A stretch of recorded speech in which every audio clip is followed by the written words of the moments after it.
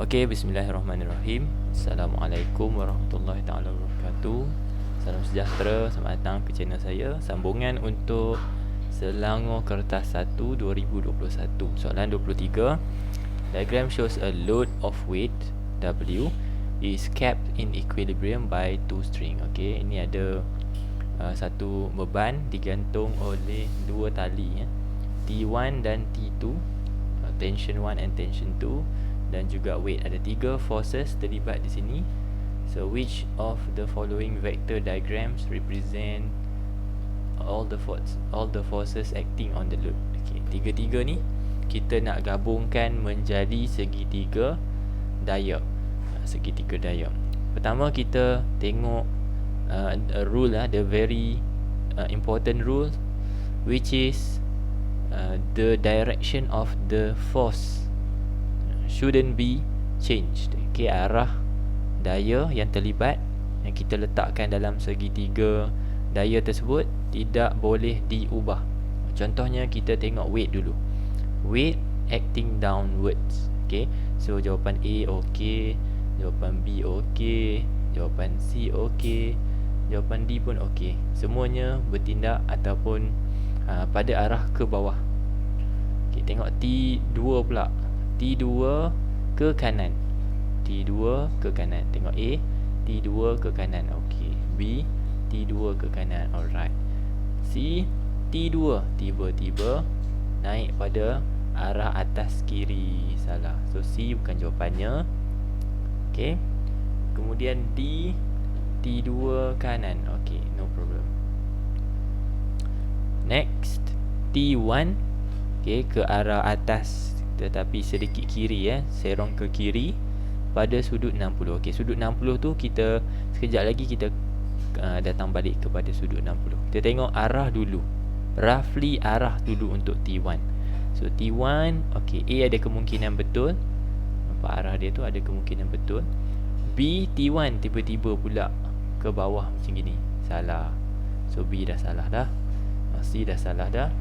D, T1, okey, ada kemungkinan betul. So we are down to 50-50 chance. Okey, sama ada A atau D. Yang membezakan jawapan A dengan D adalah sudut 60 darjah ni. Sudut 60 darjah yang dekat sini ni. Okey, kalau awak tengok pada rajah 15, okey, sudut ataupun force T1, tension T1 adalah bersama-sama dengan sudut 60 darjah ni. Saya lukis semula, bersama-sama pada sudut 60 darjah. Okey.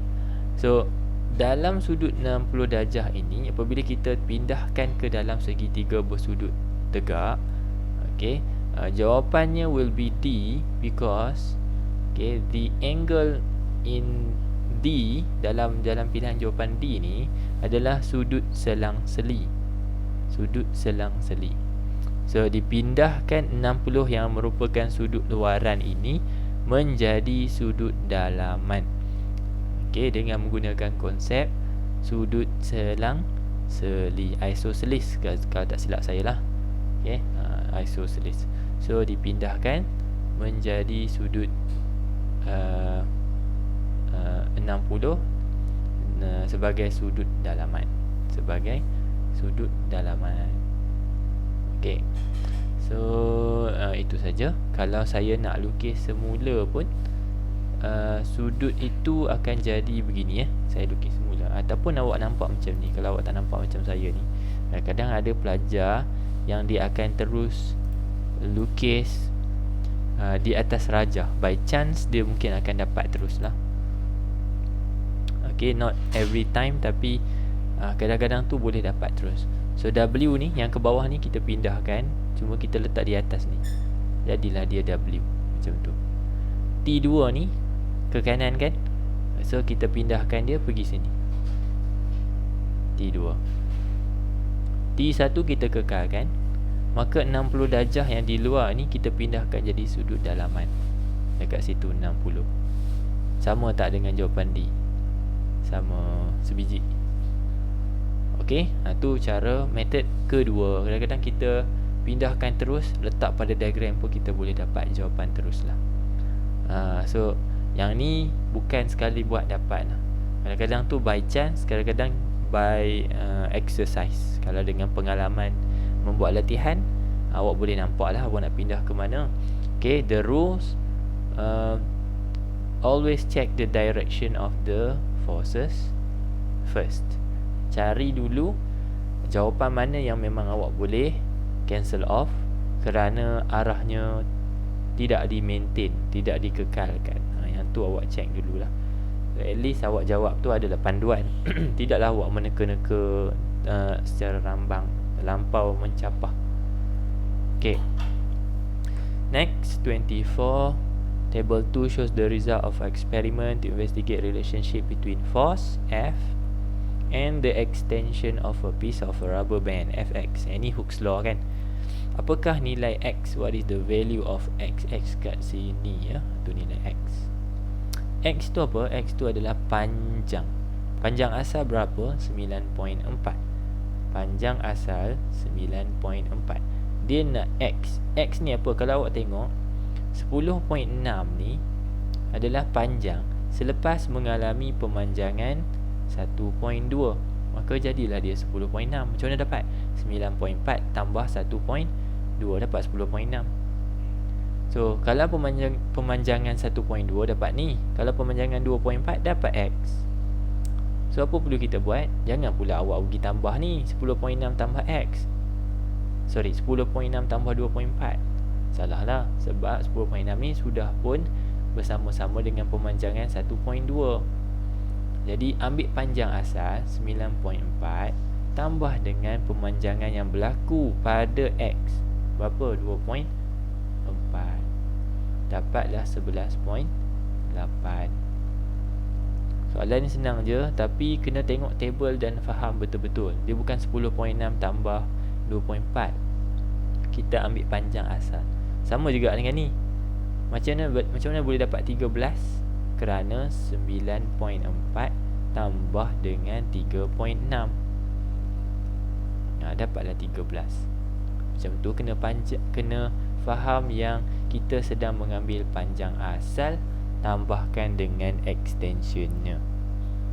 Dapatlah panjang terkini selepas mengalami pemanjangan.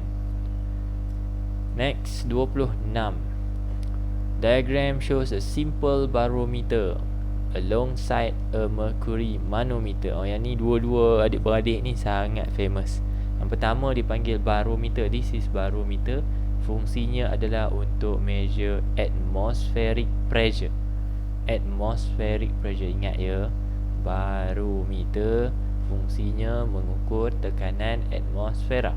Apa beza dia dengan adik dia? Manometer mengukur tekanan gas. Tekanan gas, sorry. Tekanan gas. So ada beza Tekanan gas, contoh macam gas yang terperangkap kat sini ni, dekat dalam tube ni, itu tekanan gas lah tu, P gas. Okay. Dan tidak boleh digunakan untuk mengukur tekanan atmosfera. Sama juga barometer pun tak boleh digunakan untuk mengukur tekanan gas. Tekanan gas yang boleh digunakan hanyalah tekanan atmosfera sahaja. Dah tahu beza Satu mengukur tekanan udara, satu lagi mengukur tekanan atmosfera, tekanan atmosfera. Okay. So kita gabungkan kedua-dua ni, okay, untuk mengukur pressure of the trapped gas. Pressure of the trapped gas. So we have established that our PATM here is 76 cm merkuri. Yang ni saya ada cerita macam mana boleh dapat tekanan atmosfera tu. Saya ada cerita belak-belak lah senarai video saya tu. Saya ada cerita macam mana kita dapat nilai dan hasilkan suatu turus merkuri yang memanjang ataupun berada di dalam tiub ini sepanjang 76 cm.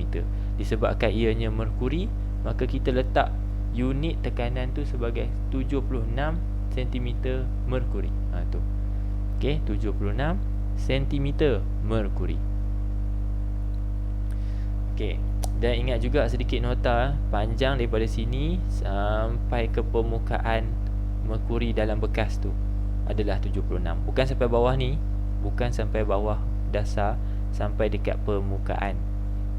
Okey.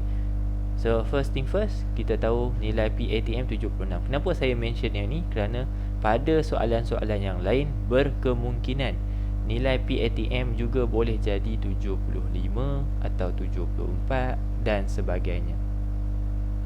Okay, depends kepada soalan lah. Soalan nak tekanan atmosfera dia berapa nilai dia. Kerana tekanan atmosfera berbeza mengikut berbeza mengikut altitude, ketinggian. Mana kita tahu kan, dia buat measurement ni buat di tempat yang tinggi misalnya. Kalau tempat tinggi bukan 76 lah, maybe 75, mungkin 74, mungkin kurang lagi. Okay, so next, kita nak tahu tekanan gas itu berapa dekat sini ni. Berapakah tekanan gas? Kita establish the logic dulu. Okay, so belah kiri kita ada tekanan gas, sebelah kanan ini, in this section, open-ended section ataupun open-ended side of the manometer, there will be the atmospheric pressure, tekanan atmosfera. Kiri kanan ada, dalam ni pun ada tekanan atmosfera, tapi ada tekanan gas sekali. Okay, so kita establish dulu. Soalan yang patut awak tanya secara monolog dalam hati, antara P gas dengan P ATM, which one is greater? In this case, mana satu yang lebih besar? Kalau ruangan udara, kalau turus merkuri sebelah kiri ditekan ke bawah sehingga turus merkuri sebelah kanan naik ke atas, itu maksudnya tekanan gas lebih besar dari tekanan atmosfera.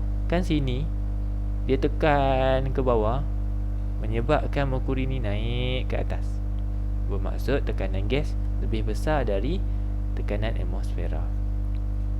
Yang ni akan trigger awak the formula. Kalau kita tahu tekanan gas lebih besar dari tekanan atmosfera, berapa besar tekanan tersebut? Kan tekanan atmosfera kan dah 76 tadi. Berapa besar?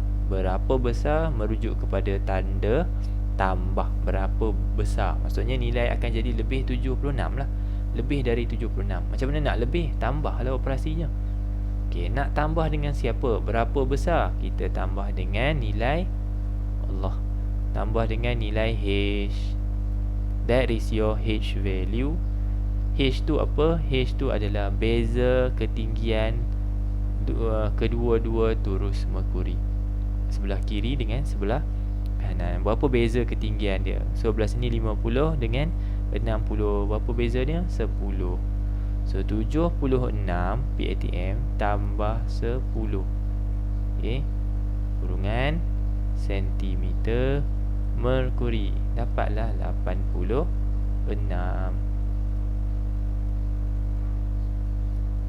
Okay, selesai.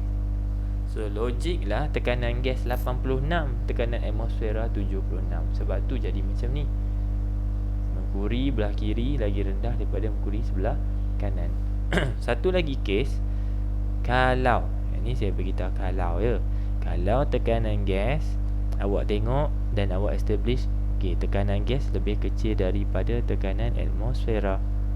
Kalau dapat macam ni, awak triggers lah the other way round. Tekanan gas lebih kecil daripada tekanan atmosfera. Berapa kecil? Macam tu kena tanya. Berapa kecil? Berapa kecil bermaksud tanda tolak. Tolak dengan apa? Tolak dengan H juga. Tolak dengan H juga. Saya harap awak boleh aplikasi konsep ni lah. Cara berfikir lah. Fizik ni adalah cara awak ambil maklumat, kemudian menyusun strategi, menyusun pemahaman awak tu, dan juga analogi. Dia kena main dengan jalan cerita, dengan analogi, baru boleh faham. Dia kering, subjek yang kering. Tapi kalau awak buat jalan cerita tu, InsyaAllah boleh faham, boleh triggers dengan cepat dalam exam, masya-Allah. Okay, 32 shows the direction of electric current flows through the wire XY. Okay, ni wire dia X, Y. Current mengalir ke atas, keluar dari permukaan. So kita buat macam ni, titik lah. Okay, current keluar. This is the top view. Kita tengok daripada atas kan. Ni mata, macam mana lukis mata lah. Tengok dari atas, dapatlah rajah 21.2 ni. Rajah manakah menunjukkan kedudukan jarum kompas yang betul? Correct position of the compass needle. Okay, kompas, a regular compass needle. Okay, kalau jarum kompas tu tidak berada dalam mana-mana medan magnet kecuali medan magnet bumi, your compass needle will always shows the direction of the true north. Utara sebenar kan, utara bumi lah. Tu cikgu geografi dah ajar tu. Cikgu geografi, cikgu awak dululah kan. Jadi masalah sekarang ataupun situasi sekarang adalah kompas tersebut berada di sekeliling medan magnet ataupun berada di satu bahagian medan magnet. Jadi awak kena tengok apa sifat, apakah kesannya kepada jarum kompas tu. Saya beritahu dulu what happen. The compass needles always into the direction of the magnetic field. Jarum kompas yang berada di dalam medan magnet sentiasa menunjukkan pada arah medan magnet tersebut. Kan kita lukis contohlah kan, contoh macam ni. Saya ada kutub utara, kutub selatan. Okay, kita sentiasa melukis arah magnetic field from north to south. Contohlah saya lukis dua. And if I put my compass in between the north and south pole, my compass will always shows into this direction. Why? Because the magnetic field direction is towards the right. Okay, ke kanan. Jadi saya letak kompas pun, kompas akan tunjuk arah kanan. Itu maksud saya always into the direction of magnetic field. So dalam kes ni kita tak adalah magnet kekal. Sebaliknya kita ada magnet, medan magnet sementara. Medan magnet sementara milik wire. Saya sebut wire tadi. So by using your right hand grip rule, you will be able to determine the direction of the magnetic field involved here. Okay, so genggam genggam tangan kanan awak, ibu jari ke atas. Kenapa ke atas? Kerana arah arus adalah keluar daripada permukaan Y. Ini ke atas kan, keluarlah. Kalau awak tengah tengok skrin, dekat skrin awak ni saya tengah mengajar, letak ibu jari awak tu, letak tangan kanan awak tu dengan ibu jari menghala keluar daripada skrin, Kemudian genggam tangan kanan awak, awak akan dapati bahawa the direction is counterclockwise. Kiri, bawah, kanan, atas. Okay, macam mana dapat tu? Genggam. Dah buat ibu jari keluar daripada skrin, cuba buat genggaman. Dengan menggenggam, awak dapati bahawa genggaman tangan awak tu counterclockwise. Okay, so kita buat 4 bucu tu. Kiri, bawah, kanan, atas. Sekali lagi, dengan gunakan pemahaman awak yang saya ceritakan tadi, apa jadi pada jarum kompas? Jarum kompas akan menunjukkan arah sama dengan medan magnet di sekelilingnya. So ni ke bawah kan, maka jarum kompas tunjukkan arah bawah.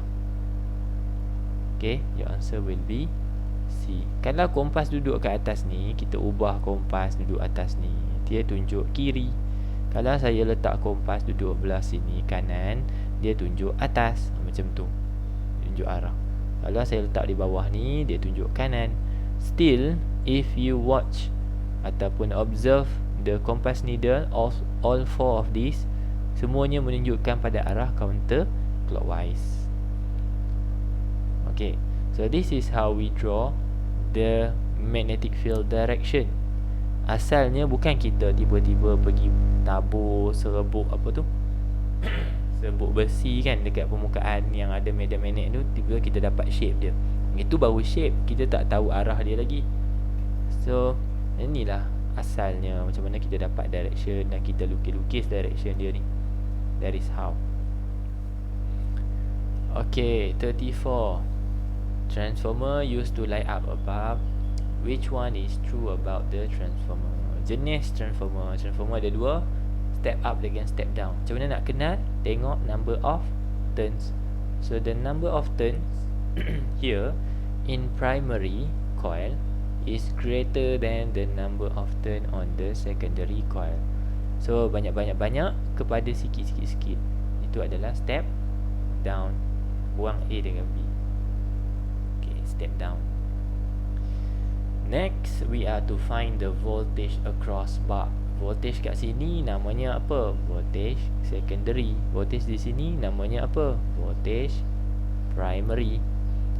So Vs bahagi Vp sama dengan Ns bahagi Np. Maka Vs bahagi dengan 240 sama dengan Ns 50 bahagi dengan 200. Selesaikan matematik ni, awak akan dapat 60 volt. Okey, 60 volt. Logik kan? Sorry, apa? Pergi tanda C pula. D D, sorry, 60 volt. Logik tak 60, logik lah step down. 240 jadi 60 logik. 36. Diagram 23 shows a circuit containing two identical bulbs P and Q that are connected in series to a battery and two diodes.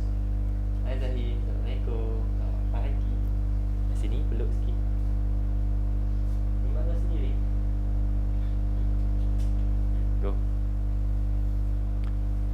What happened to the bulbs when the switch is on? Okay, sekarang ni awak kena faham dulu yang terminal bateri ada dua, positif and negatif. Yang panjang itu positif, yang pendek itu negatif. Pertama. Kedua, current akan keluar ikut terminal positif. Jadi current keluar daripada terminal positif ni masuk dalam diode. Is this forward bias or reverse bias? This is forward bias. Terminal positif sambung dengan terminal positif diode. Ni terminal positif dia yang belakang tu. Jadi boleh tak current flow? Boleh.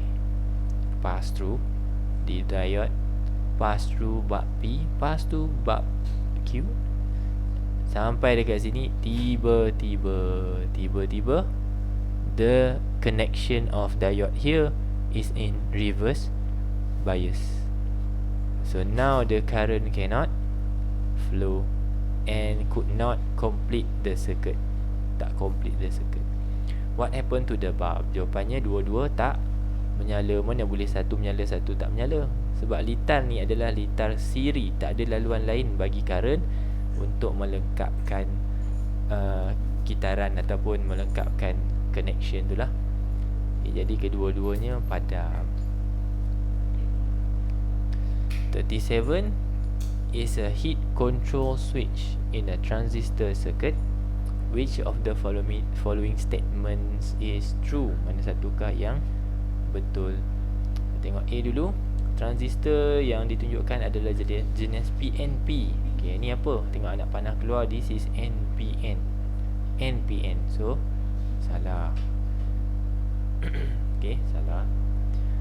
B, the alarm will be turned on in cold condition. Ni saya ajar secara ringkas. Cold condition. Mula-mula kita tentukan dulu ataupun kita tulis dululah. Okay, dalam cold condition, apa sifat termistor? Termistor ni adalah satu perintah, atau kena tahu ni. Termistor adalah a resistor. Jadi apa beza dengan resistor dengan bawah ni? Okay, thermistor is a resistor that its resistance changes with temperature ataupun surroundings temperature. So dalam keadaan sejuk, thermistor dalam keadaan sejuk, rintangannya akan meningkat. Rintangannya akan meningkat. Yang ni awak kena hafal lah. Apabila rintangan meningkat, maka nilai potential difference across thermistor juga akan meningkat. So saya akan tulis kat sini V meningkat. Dalam konsep potential divider, ni litar ni sebelah sini dipanggil potential divider. Kalau yang atas, litar di bahagian atas ni, voltan ataupun potential difference-nya sudah pun meningkat, maka potential difference di bawah akan berkurang. Ini awak boleh tengok dalam video saya yang lepas. Saya ajar automatic switch, okay, ataupun transistor. Pergi tengok balik. Takkan saya nak cerita semua kat sini kan. Boleh lah cerita. Kalau awak belajar MRSM Lenggong, boleh jumpa saya boleh cerita balik. Okay, yang kat luar tu awak boleh checkkan video saya kan, tengok playlist.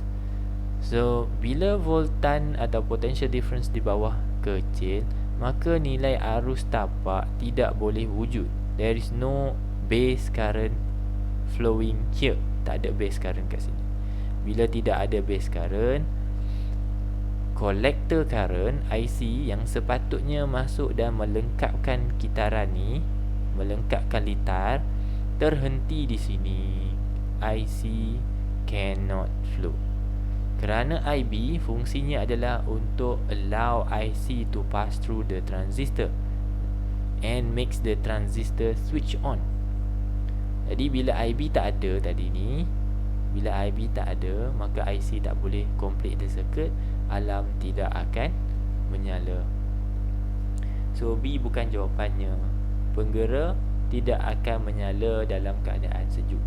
Kalau panas baru dia menyala. Okey, kalau panas barulah dia menyala.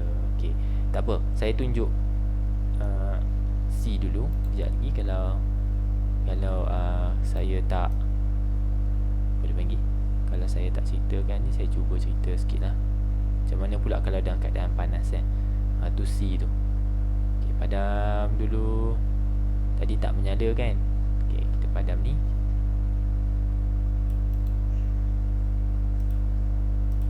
Okay, next. C. The resistance of the thermistor increases linearly to the temperature. Dia kata nilai rintangan bertambah dengan bertambahnya suhu. Salah lah. Tadi kan saya kata dalam keadaan cold, rintangannya bertambah. Dalam keadaan hot, rintangannya drops. Ni dia punya sifat thermistor dalam keadaan sejuk dan panas. Soalan C kata the resistance of thermistor increase linearly to the temperature. Increase linearly to the temperature. Salah lah. Temperature cold kan rendah. Dia bila suhu rendah, rintangan jadi tinggi. Salah. So jawapannya akan jadi D lah. Voltan yang melintas perintang 10k ohm bertambah dalam keadaan panas. Okey, ni kita tengok yang ni. The voltage across this resistor increases in hot condition. Okey, kita tengok pula hot. Dalam situasi panas ataupun dalam suhu yang tinggi, rintangan thermistor akan berkurang. Okay, kita tulis sini, rintangan thermistor akan berkurang. Apa jadi kepada voltage across thermistor? Dia follow rintangan. Kalau rintangan kurang, voltan pun kurang. Okay, dalam potential divider, kalau bahagian atas ni voltannya dah kurang, bawah voltannya akan bertambah. So the voltage across 10 kilo ohm, voltage across 10 kilo ohm increases in hot condition. Betul lah tu. Bertambah pada suhu yang tinggi, waktu yang panas. Okay, so tu jawapan dia. Saya tambahkan information sikit lagi. So apa kesan dia? if the voltage across 10 kilo ohm increase, what happen? Tadi saya cerita pasal IB kan. Sekarang bila voltan tinggi, barulah IB boleh wujud. IB exist. IB kat mana? Ni kat sini. This is the IB position. So IB buat apa? IB ni dia melengkapkan ataupun membuat suatu bridge, jambatan. Saya panggil dia jambatan sebab jambatan itu akhirnya akan digunakan oleh IC. Ni laluan IC ya. IC ni dia keluar dari bateri, terminal positif, pergi sini, lepas tu dia masuk dalam relay switch ni. Okey. Dan sampai di simpang sebelum masuk dalam transistor, IC guna, dengar ayat saya guna perkataan ni. IC menunggu kehadiran IB. IC menunggu kehadiran IB kerana nak melintas jambatan tu dia perlukan IB. IB ni akan bantu IC. Kalau awak tengok ya, awak tengok ni pointer saya ni, IC dia nak keluar kat sini, pergi kanan, complete the circuit. Kalau complete the circuit, alarm akan hidup. The only obstacle yang IC kena lalu adalah this bridge, jambatan ni. Jambatan IC, kalau ada jambatan ni dia boleh cross and flow through the transistor supaya litar jadi lengkap, alarm akan bunyi. Okay. Kalau IB ada, which is exist here, IB dah ada sebab voltage tinggi, IB ada. So IB akan support IC to flow through sebagai IE dan lengkapkan litar. Bila litar lengkap, maka alarm akan berbunyi. So tambahan daripada kesan D ni adalah the alarm will turn on. Okay, saya ulang balik. Bila voltan across 10 kilo ohm meningkat, maka IB exist. Kita guna perkataan IB exist. Okay, lepas tu when IB exists, IC can flow through the transistor and the transistor switch on. Okay, the transistor switch on, and your next last point will be the alarm will turn on. Apa sahaja yang kita letak kat sini akan hidup lah. Kalau lampu lah, the bulb will light up ke, alarm will turn on ke, mana-mana lah, dia berjaya dihidupkan. Jadi ni adalah satu switch yang akan menghidupkan alarm dalam keadaan panas. Bila panas bilik tu, alarm bunyi. Mungkin peti sejuk ke, ataupun fridge yang besar lah kan, ataupun tak payah fridge lah, litar keselamatan, litar kebakaran, kan, bila ada api panas, maka alarm bunyi. Macam tu. 39, soalan terakhir. Calculate the number of photons per second. Okey, ingat ya, kalau jumpa soalan ni, which is kalau awak buat soalan negeri, awak akan jumpa soalan yang sama, dia ubah power saja, ubah nilai power je kat sini. Awak akan jumpa dalam negeri 9, ataupun kalau awak tengok video saya ni ikut susunan dalam playlist, memang awak boleh buat lah soalan ni. So apa maksud dia tu keluar dua kali tu, negeri lain-lain tu. So watch out, watch out. So photons per second, simbolnya N. Given that the wavelength is this much and the Planck constant is this much. Untuk cari nilai N ni wujud dalam formula P sama dengan NHF. Tapi despite kita tak ada maklumat frekuensi here, kita akan tukar kepada P equals to NHC over lambda. So we are to find the N value. N sama dengan P lambda bahagi HC. Okay, so power 50, wavelength 7 darab 10 kuasa negatif 7 bahagi dengan H, Planck constant 6.63, 10 kuasa negatif 34, and last one will be your C, 3 darab 10 kuasa 8. Speed of light in vacuum. Tekan kalkulator betul-betul sebab ini melibatkan kuasa, kuasa negatif, kuasa positif, lepas tu bahagi, lepas tu darab. So hati-hati bila mengira. Pastikan dapat jawapan itu double check. Double check. 1.76 darab 10 kuasa 20. Kalau soalan kertas 2, tulislah unit dia photons per second. Kan? Sebab dia tanya calculate the number of photons per second. Jadi awak dapat nilai tu bermaksud this much photons in 1 second. 10 kuasa 20 ni, bayangkan 10 tu awak tambah 20 lagi kosong di belakangnya. Ni 10 tambah 1, 2, 3, 4, 5 sampai 20. Tu lebih kurang banyak tu photon 1 saat. Banyak tak? Banyak. Banyak gila. Okay. Jadi jawapannya adalah A untuk soalan 39 dan soalan terakhir untuk video kali ini. Itu sahaja perkongsian untuk video kali ini. Teruskan. Saya harap awak boleh survive paper 1 dengan latihan dan juga pemahaman yang berulang-ulang kali lah. Kalau buat banyak kali, buat banyak paper, insyaAllah paper 1 40 over 40 tak mustahil. 40 over 40. Okay. So at least bila kita nak buat paper 2, kita ada motivasi yang tinggi. Sebab masa pagi tu kita buat paper 1, paper 1 kita cemerlang kan, kita rasa comfort, kita rasa confidence dengan paper 1 kita sebab kita dah buat latihan.